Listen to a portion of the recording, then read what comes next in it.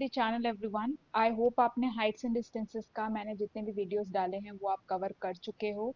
Trigonometry ratios आपका full on याद है आपको, कैसे कैसे किसका वैल्यू कैसे निकलता है ना। आज हम करेंगे एग्जाम्पलर प्रॉब्लम्स जो कि एनसीईआरटी देता है आपको। अ, आपके वेबसाइट में भी, एनसीईआरटी के वेबसाइट में भी है ये। मैं डिस्क्रिप्शन में लिंक पे डाल दूंगी, वो डायरेक्ट आपका एग्जाम्पल प्रॉब्लम वाला पीडीएफ खोलेगा। आप वेबसाइट से भी जाना चाहते हो तो पब्लिकेशंस में जाके एग्जाम्पलर प्रॉब्लम्स क्लिक करना, तो मैथ्स का सारा चैप्टर्स का खुल जाता है। नीचे आंसर्स वाला पीडीएफ भी है। तो आज इससे पहले, क्योंकि हमने सिर्फ हाइट्स एंड डिस्टेंसेस अभी तक किया है फुल, हमने क्या क्या किया है, आपको पूरा कॉन्सेप्ट समझाया है ना। फिर एग्जाम्पल्स हम देखे हैं हमने, फिर एक्सरसाइज 9.1 देखा है पूरा, है ना। ये तीनों चीज हमारा कवर्ड है। इससे पूरा चैप्टर खत्म हो गया एनसीईआरटी का। जिनको थोड़ा भी टफ क्वेश्चंस करने का मन है, ज्यादा सीखना है, तो वो ये वीडियोस देखें। एग्जाम्पलर प्रॉब्लम्स में आपको थोड़े हाई लेवल के क्वेश्चंस मिलते हैं और वो अरेंज्ड होता है, जैसे एमसीक्यू, फिर शॉर्ट आंसर, फिर लॉन्ग आंसर करके अरेंज्ड होता है वो। तो लेट्स गो। इस वीडियो में हम ये चैप्टर जो आपका है इसका टाइटल तो अलग है, हाइट्स एंड डिस्टेंसेस नहीं है, सम एप्लीकेशंस ऑफ ट्रिग्नोमेट्री नहीं है, ये पूरा ट्रिग्नोमेट्री एंड इट्स एप्लीकेशंस पे है। तो कुछ कुछ ही इसमें क्वेश्चंस हैं जो कि हाइट्स एंड डिस्टेंसेस के हैं, तो मैं उसे एक्सट्रैक्ट कर रही हूँ और आपको दिखा रही हूँ। तो क्वेश्चन 15 जो है एक्सरसाइज 8.1 का, वो हम आज सॉल्व करते हैं। एक्सरसाइज फिर नेक्स्ट एक्सरसाइज पे चलेंगे। कुछ कुछ क्वेश्चन ही हाइट्स एंड डिस्टेंसेस के रिलेटेड। तो लेट्स स्टार्ट। कहता है question 15, a pole 6 metre high casts a shadow 2 to 3 metre long on the ground, then the sun's elevation is। ठीक है, इसका हम बनाते हैं पहले डायग्राम। ये एक पोल है ए बी, ठीक है, ये एक शैडो जनरेट कर रहा है बी सी, ठीक है, ये 6 मीटर है और ये 2√3 मीटर है, ठीक है। सन यहाँ होगा कहीं, तभी शैडो इधर इस तरफ आएगा, इस तरफ आएगा शैडो, है ना। अब इसका एलिवेशन निकालना है। एलिवेशन क्या होता है मैंने पहले ही बताया है कि आपको ऊपर देखना है सन को, कौन कितने, असली में मत देखना कोई। सन को ऊपर करके अगर कितना हम ऊपर उठाएं अपना आंख अपने लेवल से कि सन दिख जाए, ठीक है, उसको बोलेंगे सन से एलिवेशन। मतलब ये वाला एंगल सन्स एलिवेशन हो जाएगा, है ना। तो सॉल्व करते हैं। ये बहुत आसान क्वेश्चन है, वेरी सिंपल। बस सन्स एलिवेशन जानना होगा। एक शायद एग्जाम्पल में था या एक्सरसाइज में था ये सन्स एलिवेशन को, उसमें ही मैंने बताया था कि जितना आप ऊपर देखोगे और सन दिख जाएगा उसे बोलेंगे एंगल ऑफ एलिवेशन, ठीक है। तो यहाँ तो डायरेक्ट दिख रहा है, हाइपोटेन्यूज का कोई काम नहीं है, टैन थीटा लगाना है। Tan theta is equal to a b by b c, ठीक है। तो टैन थीटा हुआ, ए बी कितना है 6, बी सी है 2√3, कटा 3, फिर ये भी कटा √3, तो tan theta is equal to √3, therefore theta is equal to 60 degrees, ठीक है। ऑप्शन में ये ए है, ए है इसका आंसर। ओके, नेक्स्ट क्वेश्चन पे चलते हैं। एक्सरसाइज 8.2 स्टार्ट करेंगे अब। ये एक्सरसाइज 8.2 में आपका ऑब्जेक्टिव है ट्रू और फॉल्स बताना है। लिखा हुआ है राइट ट्रू और false and justify your answer in each of the following. ऐसे ही तुक्का मार के ट्रू और फॉल्स नहीं लिखना है, जस्टिफाई करना है कि क्यों आप बोल रहे हो, है ना। तो क्वेश्चन 7 से स्टार्ट होता है, हाइट्स एंड डिस्टेंसेस वाले क्वेश्चन। तो it says, if the length of the shadow of a tower is increasing, then the angle of elevation of the sun is also increasing, ठीक है। Length of the shadow of the tower, tower का length नहीं increase हो रहा है, tower का length same है, shadow का लेंथ इंक्रीज हो रहा है। तो बनाते हैं फिगर, पहले फिगर पहले बनाना जरूरी है, ठीक है। मान लो ये शैडो है, तो पहले तो हमें मानना पड़ेगा ए बी, है ना। इसका हाइट मान लो h, ठीक है। अब इसको c मानते हैं और इसका लेंथ ऑफ शैडो l मानते हैं, ठीक है। और इसको थीटा मानते हैं। अब लेंथ ऑफ शैडो इंक्रीज हो गया, ठीक है। कितना से इंक्रीज हुआ, मान लो x से इंक्रीज हो रहा है। तो अब एंगल ऑफ एलिवेशन क्या हो जाएगा, इसको θ1 मानो, इसको θ2 मानो, ठीक है। तो ये मान लो इसको पूरा को मान लो b, ठीक है। अब हम कैसे लिखेंगे इसे, इसको पूरा जस्टिफाई करने के लिए लिखना होगा वर्ड्स में। तो लेट से ठीक है, लेट पहले तो हमने क्या माना, हाइट ऑफ टावर माना, height of tower is equal to h, length of shadow is equal to l, and angle of elevation पहले हमने क्या माना है, इज इक्वल टू θ1, ठीक है। Angle of elevation of the सन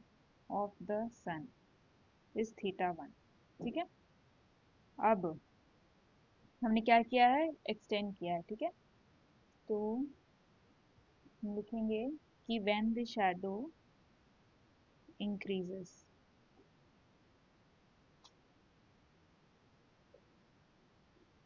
और शैडोज लेंथ इंक्रीजेस लिखना, shadow's length increases,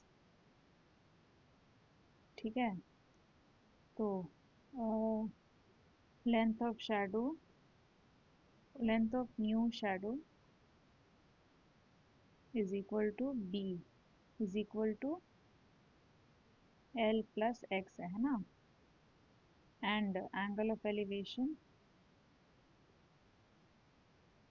is equal to θ2।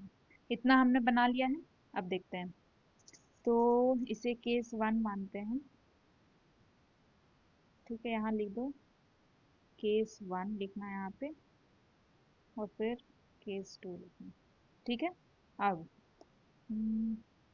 In case 1, ठीक है, क्या हमारा रिलेशनशिप बनेगा, tan θ1 is equal to capital H by L, है ना, ये हो गया। अब in case 2, tan θ2 is equal to H by B, जो कि है H by L plus X, ठीक है। ये भी लिख सकते हो, इसको ऐसे रहने दो क्योंकि हमें रिलेशनशिप करना है। नाउ हियर, ठीक है, b is equal to L plus x, therefore b is greater than L, L में कुछ ऐड करने के बाद b मिल रहा, तो तो b is greater than L, b denominator में है। अब कोई चीज डिनोमिनेटर में है, वो इंक्रीज कर रहा है, ठीक है, तो ये पूरा चीज डिक्रीज करेगा। 1/2 बड़ा है 1/3 से, क्यों, डिनोमिनेटर बढ़ गया, तो ओवरऑल फ्रैक्शन इंक्रीज डिक्रीज हो गया, ठीक है। 1/4 इज ग्रेटर देन 1/5, क्यों, डिनोमिनेटर इंक्रीज किया तो ओवरऑल फ्रैक्शन डिक्रीज किया, ठीक है। तो वैसे ही b is greater than l, तो therefore h by b is less then h by l, ठीक है। दे तो h बाई b क्या है, tan θ2 is less than tan θ1, ठीक है। अब देखो इसमें, अब हमें tan में निकालना है, हमें तो थीटा बताना है कि ग्रेटर है कि greater than θ2 is greater than θ1 या θ1 इज ग्रेटर देन। तो अब हम देखेंगे tan का क्या होता है। tan का हमें क्या पता है, 0, 30, 45, 60 और 90। तो tan थीटा कैसे बढ़ता है, 0, फिर 1/√3, फिर 1√3 और फिर इन्फिनिटी हो जाता है। तो हम क्या दिख रहा है, जैसे जैसे थीटा बढ़ रहा है tan थीटा भी बढ़ रहा है ना, जैसे जैसे थीटा बढ़ रहा है तो tan थीटा का वैल्यू भी बढ़ रहा है। अगर थीटा घटेगा, अगर हम इधर लाएं, इधर मूव करें, थीटा अगर घट रहा है तो tan थीटा का वैल्यू भी घटेगा, ठीक है। अब हमें क्या दिख रहा है, tan θ2 is less than tan θ1, मतलब θ2 इज डेफिनेटली लेस देन θ1, ठीक है। बिकॉज, क्यों लिख रहे हैं ये लिख लेते हैं हम पहले।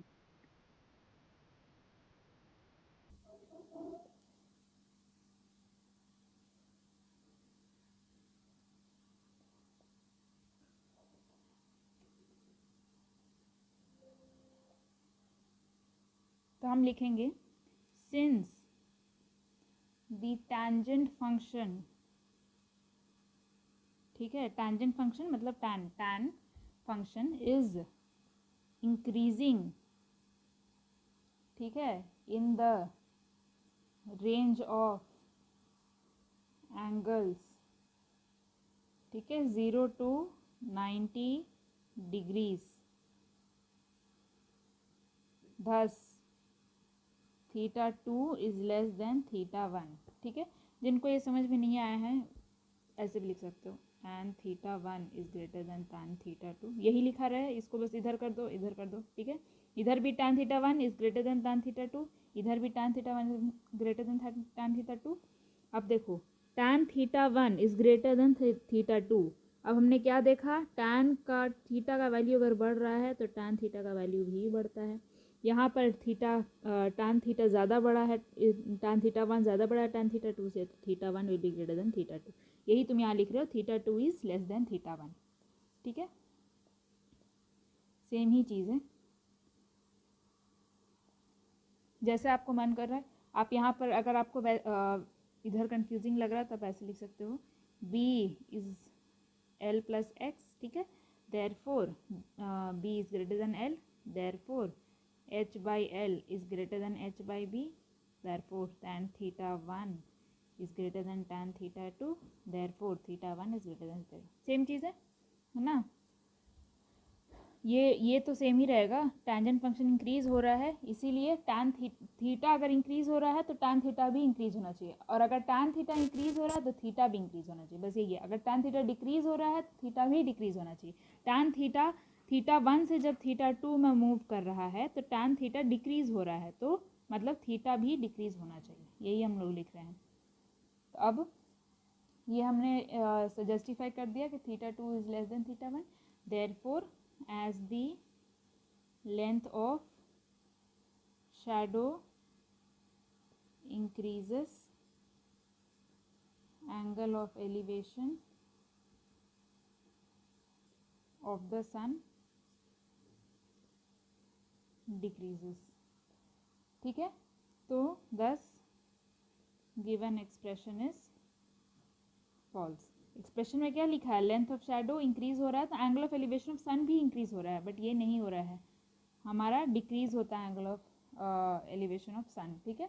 तो ये प्रूव करने का तरीका है, आपको तो पहले से ही दिख ही रहा है यहाँ पे ये जो फिगर है कि theta 2 is less than theta 1, but prove ऐसे किया जाता है। तो आई होप आपको समझ में आया हो। नेक्स्ट क्वेश्चन पे चलते हैं। क्वेश्चन 8 कहता है, if a man standing on a platform 3 meters above the surface of a lake observes a cloud and its reflection in the lake, then the angle of elevation of the cloud is equal to the angle of depression of its reflection. Okay बनाते हैं एक figure पहले। Okay मान लो ऐसे एक platform है जहाँ पर ये खड़ा है, ठीक है, ये 3 meters है, ये सरफेस ऑफ लेक है, ठीक है, यहाँ से वो किसी क्लाउड को देख रहा है, ठीक है, और इसका रिफ्लेक्शन आएगा इतना ही नीचे।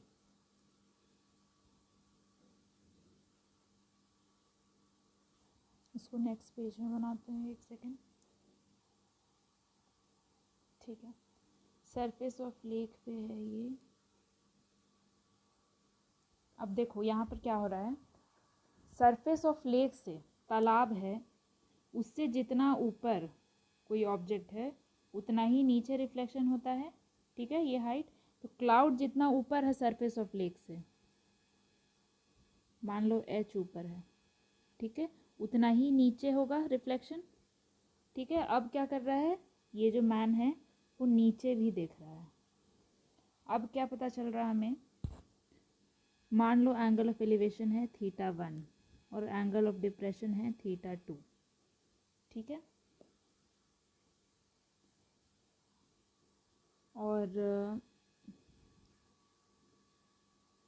इसको A B C D E मान लो, ठीक है। तो ए सी तो चलो सेम है दोनों ट्राइंगल्स में, है ना। इसको ऐसे मार्क कर लेते हैं। तब देखो ट्राइंगल तुम्हारा ए बी सी है एंड ट्राइंगल्स ए सी ई है। इसमें एक चीज़ ध्यान दो, ये क्या है तुम्हारा 3 मीटर्स है, तो एक्चुअली में बी सी कितना है h माइनस 3 मीटर्स है ना। तो देखो ट्राइंगल ए बी सी में tan थीटा 1 कितना आएगा h माइनस 3 बाई ए सी, और ए सी ई में tan थीटा कितना आएगा h प्लस 3 बाई ए सी। दोनों सेम है tan थीटा 1 और tan थीटा 2 दोनों सेम तो नहीं है। और क्वेश्चन क्या बोल रहा है कि the angle of elevation of the cloud is equal to the angle of depression of its reflection. तो हमें क्या पता चला है कि ये फॉल्स है, डायग्राम देखते ही पता चल रहा है कि ये फॉल्स है ना। तो उसको लिख के भी प्रूव कर लेते हैं। एक सिंपल डायग्राम बनाना है तो सिंपल डायग्राम भी बना सकते हो, ऐसे है, ठीक है, फिर ऐसे है और फिर ऐसे है।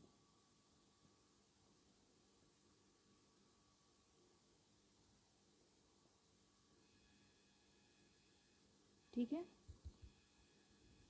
ये 3 मीटर्स है, ये h माइनस 3 मीटर्स है, ये थोड़ा और नीचे होना चाहिए था।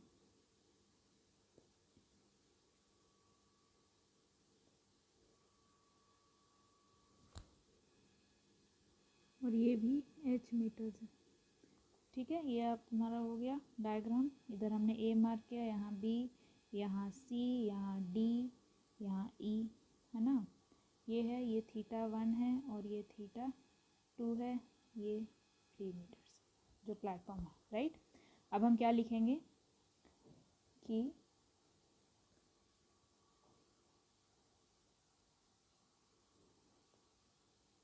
फ्रॉम फिगर, है ना, क्या पता चल रहा है हमें, इधर एफ मार्क कर देते हैं। A f is the platform of length 3 meters, है ना, where man is standing.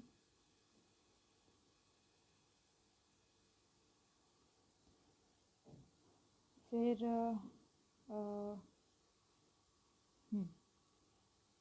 B is the position of cloud, E is the image of cloud at B, है ना, यही है, E इमेज है, क्लाउड जो है B पे उसका इमेज है। तो therefore in triangle ABC, है ना, tan theta 1 is equal to B C by A C. B C क्या है h minus 3 by A C, ठीक है, equation 1। In triangle A B A C E, sorry A C E, tan theta 2 is equal to C E by A C, है ना, सी E by A सी। तो ये हो जाता है h प्लस 3 बाई ए सी। ये तुम्हारा 90 डिग्री का है, ये 90 डिग्री का, इक्वेशन 2, ठीक है। We observe from equation 1 and equation 2 that tan theta 1 is not equal to tan theta 2, है ना। Therefore theta 1 is not equal to theta 2 for theta 0 से 90 डिग्री अगर है थीटा का वैल्यू, 0 से 90 डिग्री होगा थीटा का वैल्यू। यहाँ से आप देखना स्टार्ट करो, ज़्यादा से ज़्यादा पूरा हेड घुमा के आप उल्टा देख सकते हो, है ना, सॉरी, फिर तो हाँ एक सेकेंड, फिर तो वो दूसरा डायरेक्शन हो जाएगा। यहाँ तक आप देख सकते हो ऊपर तक, फिर अगर यहाँ से देखोगे तो यहाँ से देखा जाएगा एंगल ऑफ एलिवेशन। तो 90 डिग्री तक देखना है, और हमें पता है कि 0 से 90 डिग्री के बीच में tan थीटा का वैल्यू रिपीट नहीं होता है। तो अगर tan थीटा दोनों सेम है ही नहीं तो थीटा 1 और थीटा 2 भी सेम नहीं होगा। तो देयरफॉर स्टेटमेंट इज फॉल्स, ठीक है। ये आपका नदी था, सरफेस ऑफ लेक। ठीक है, ये मेंशन कर लिया करो, बहुत डिस्क्रिप्टिव डायग्राम बनाओगे तो इजी भी होता है, एग्जामिनर को भी देखते ही समझ में आ जाएगा कि आपको समझ में आ गया था क्वेश्चन। ठीक है, डन। नेक्स्ट क्वेश्चन पे चलते हैं। क्वेश्चन 11 कहता है the angle of elevation of the top of a tower is 30 degrees. If the height of the tower is doubled then the angle of elevation is also doubled. ठीक है, diagram बनाते हैं। एक एच हाइट का tower लेते हैं और ground से उसके टॉप को देखते हैं। ठीक है, तो इससे मान लो ए बी, देखो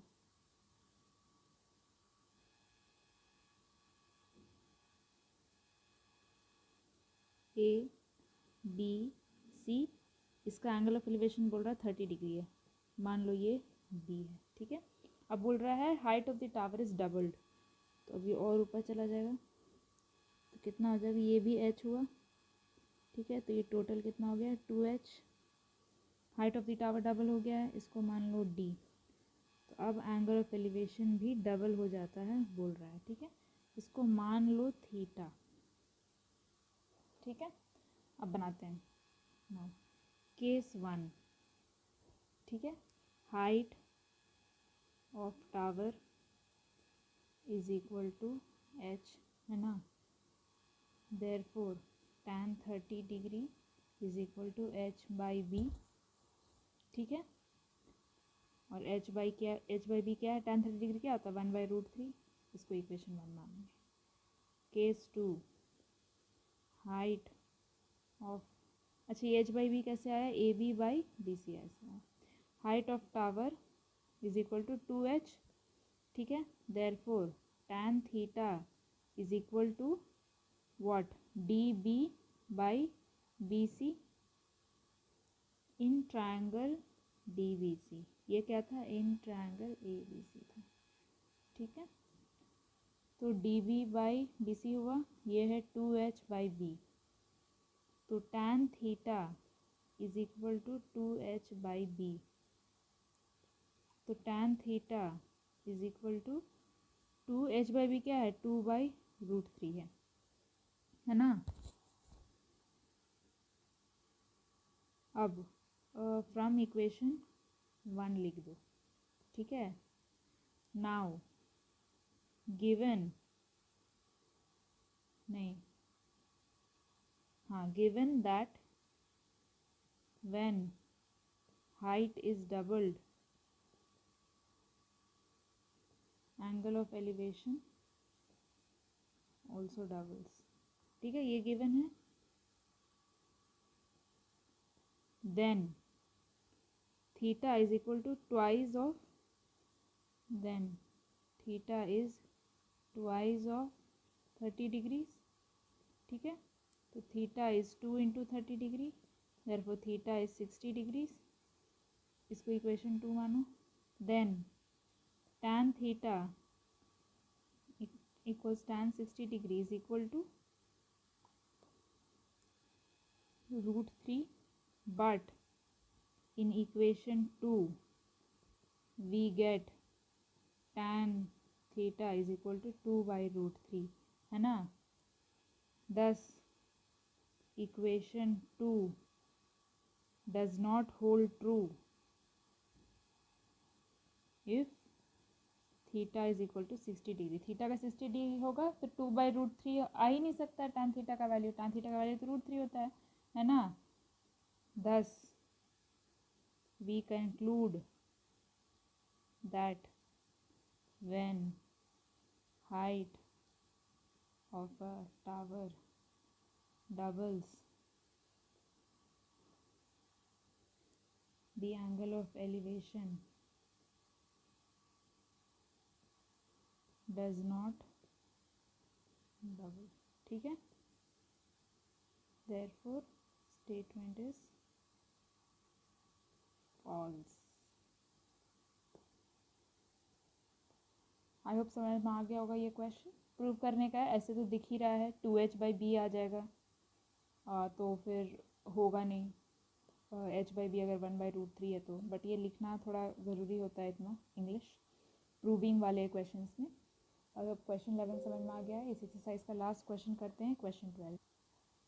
क्वेश्चन 12 कहता है if the height of a tower and the distance of the point of observation from its foot both are increase by 10%, then the angle of elevation of its top remains unchanged. ठीक है, percent में बात हो रहा है तो हम 100x लेके चलेंगे या फिर 10x लेके चलेंगे, क्योंकि 100 का 10% क्या होता है 10, और अगर 10x लेके चलना है तो 100 का 10 का 10% क्या हो जाएगा 1। तो वैसे हम इंक्रीज़ कर सकते हैं। तो पहले तो इनिशियल केस देखते हैं, इसी में बनाते हैं।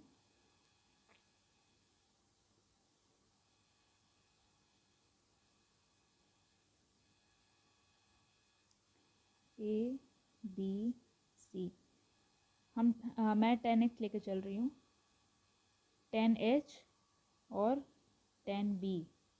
ठीक है, ये इनिशियल केस है। सेकेंड केस में क्या बोल रहे हैं कि थोड़ा सा बढ़ गया है। कितना से बढ़ा है, वो 10% से बढ़ा। देखते हैं कैसे 10% निकालेंगे।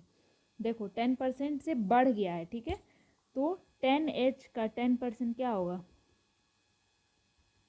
सिर्फ h हुआ, ठीक है, 1h हुआ मतलब, तो टोटल बढ़ गया है 1h से, तो बढ़ा ही है। पहले कितना था 10h था, उसमें 1h बढ़ गया, तब टोटल हाइट 11h हो जाएगा। ये क्या होगा 1h होगा, तभी ना टोटल हाइट 11h हो जाएगा।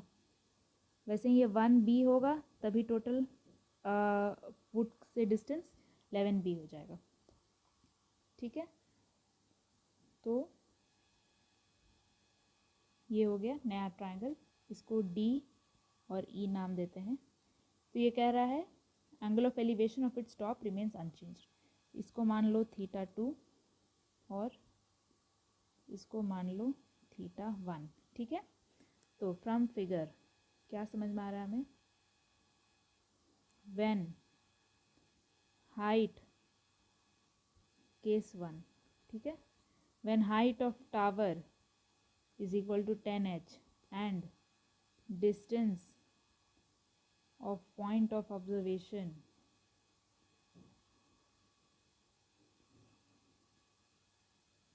from its foot is equal to 10b। ठीक है, then tan θ1 क्या है 10h/10b है, तो tan θ1 क्या हो गया h/b हो गया, इक्वेशन 1। ठीक है, case 2, when height of tower is 10h plus h 11h and distance of point of observation from its foot is equal to 10b plus 1b which is equal to 11b। दोनों increase हो रहे हैं, both increases. ठीक है, then tan θ2 is equal to 11h/11b। I hope 10h 10b कैसे आया पता चला होगा। A b by b c, यहाँ लिख लो in triangle A B C, वैसे यहाँ लिख लो in triangle D B E, है ना, ये है तुम्हारा डी बी और ये है बी। ठीक है, 11 कट गया, तो tan θ2 is equal to h/b, equation 2। We observe that equation 1 and 2 are same। ठीक है, therefore tan θ1 is equal to tan θ2 from equation 1 and 2। कैसे, tan θ2 भी h/b है और tan θ1 भी h/b है। ठीक है, मतलब tan θ1 is equal to tan θ2, therefore θ1 is equal to θ2। ठीक है, thus given statement is true। ये क्लौता स्टेटमेंट ट्रू आया है। एक बार फिर से स्टेटमेंट पढ़ लेते हैं और सही किए कि नहीं देख लेते हैं। If the height of a tower and the distance of the point of observation from its foot both are increase by 10%, then the angle of elevation of its top remains unchanged. है ना, यही prove करना, θ1 is equal to θ2, to prove भी लिख लो, θ1 is equal to θ2, है ना।